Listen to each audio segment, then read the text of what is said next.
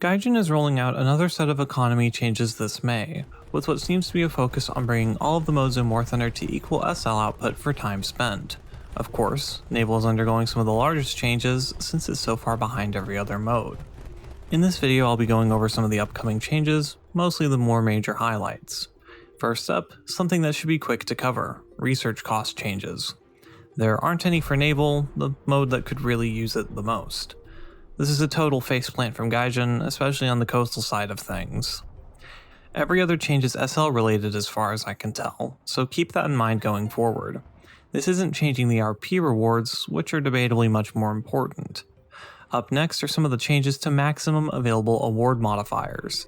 Coastal ships other than frigates got moved up slightly, 7% higher in arcade and 35% higher in realistic. This isn't really that much, and will change nothing for them overall. Frigates got a massive boost, 80% higher in arcade and 252% higher in realistic. It might sound a bit odd, but this is actually the opposite way to deal with the problems that frigates have. Lots of them are worse than destroyers that can be unlocked in just a few matches, despite many frigates costing as much as battleships. Really, they need an RP cost reduction like the rest of the coastal tree does, not higher Silver Lion rewards. Better rewards are nice, but it's only going to give Gaijin more reason to keep the costs high, keeping frigates completely irrelevant. Up last, the Blue Water Fleet changes. The multiplier is 80% higher in arcade and 87.5% higher in realistic. This is the more popular side of Naval, and roughly doubling the rewards should be a pretty nice bonus to it. However, doubling the maximum SL rewards isn't going to be as good as it sounds. The next segment, higher repair costs and reward modifiers. So every single ship in the game got changes over here. I can't go over all of them, but I'll go over some of the more notable ones.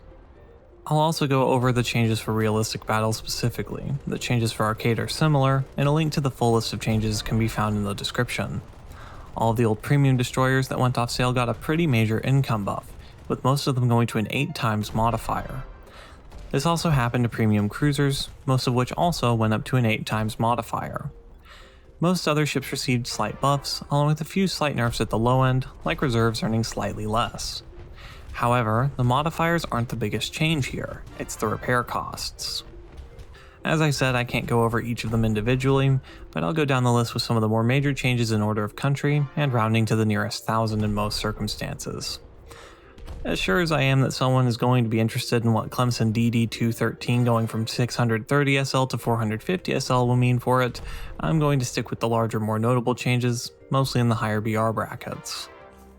USS Brooklyn to 26,000, USS Helena to 2,600, USS New Orleans to 18,000, USS North Dakota to 29,000, USS Baltimore to 20,000, Cullen F-220 to 24,000, Admiral Hipper to 13,000, Prinz Eugen to 2,600, SMS Westfalen to 46,000, SMS Helgoland to 51,000, SMS Von de Tan to 36,000, SMS Kaiser to 36,000, Shabayev to 15,000, Zeleznikov to 2,600, Poltava to 45,000, Maria to 45,000, Whitby to 15,000, SMS Southampton to 12,000, HMS Belfast to 2,600, HMS Kent to 20,000, HMS Dreadnought to 51,000, HMS Hawkins to 15,000,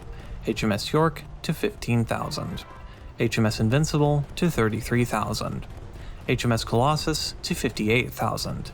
This one is now the highest RB repair cost in War Thunder, by the way.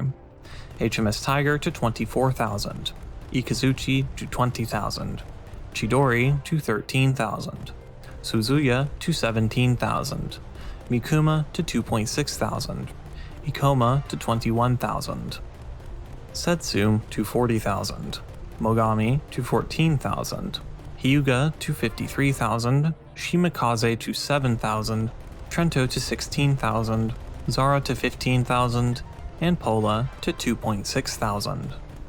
Pretty much, many of these ships have proportionately increased in repair cost more than they've increased in their rewards. The SL economy for them is either equal to before, or even worse.